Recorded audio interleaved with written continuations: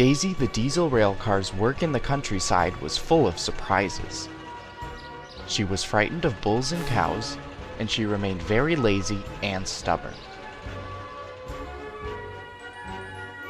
One day, Toby brought Henrietta to the top station. Percy was grumpily shunting. "Hello, Percy. I see Daisy's left the milk again." "I'll have to make a special journey with it, I suppose," grumbled Percy. "Anyone would think I had nothing to do." "Tell you what," replied Toby, "I'll take the milk. You fetch my trucks." Their drivers and the station master agreed.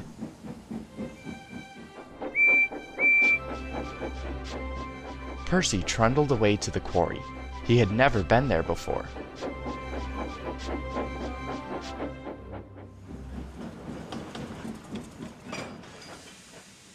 He began ordering the trucks about. "Hurry along," he said. The trucks were annoyed. "This is Toby's place," they grumbled. "Percy's got no right to poke his funnel up here and push us around." They whispered and passed the word. "Pay Percy out! Pay Percy out!" "Come along," puffed Percy. "No nonsense." "We'll give him nonsense," giggled the trucks.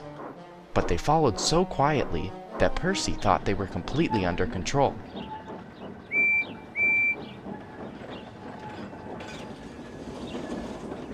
They rumbled along till they saw the notice saying, "All trains stop to pin down brakes." "Brakes guard, please." But before he could check them, the trucks surged forward. On, they cried. "Help, help," whistled Percy. The man on duty at the crossing rushed to warn traffic with his red flag, but was too late to switch Percy to the runaway siding. Frantically trying to grip the rails, he slid past the engine shed into the yard. "Look out!"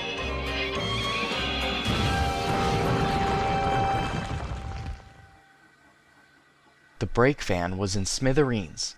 Percy's driver and fireman had jumped clear, but Percy was stranded.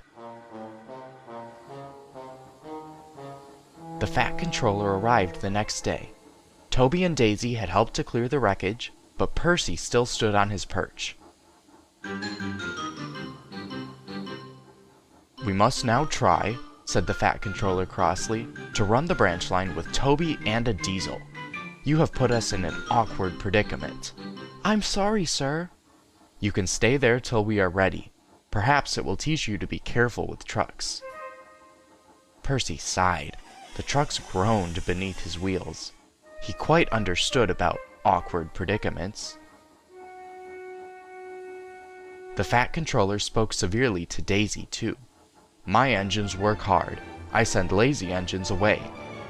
Daisy was ashamed. "However, Toby says you worked hard after Percy's accident, so you shall have another chance." "Thank you, sir," said Daisy. "I will work hard, sir. Toby says he'll help me." "Excellent. What Toby doesn't know about branch line problems isn't worth knowing. Our Toby's an experienced engine." The next day, Thomas came back, and Percy was sent to be mended.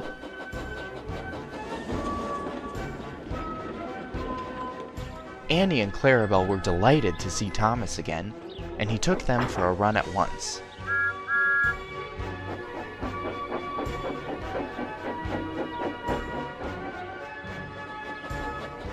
All are now friends, and Toby has taught Daisy a great deal.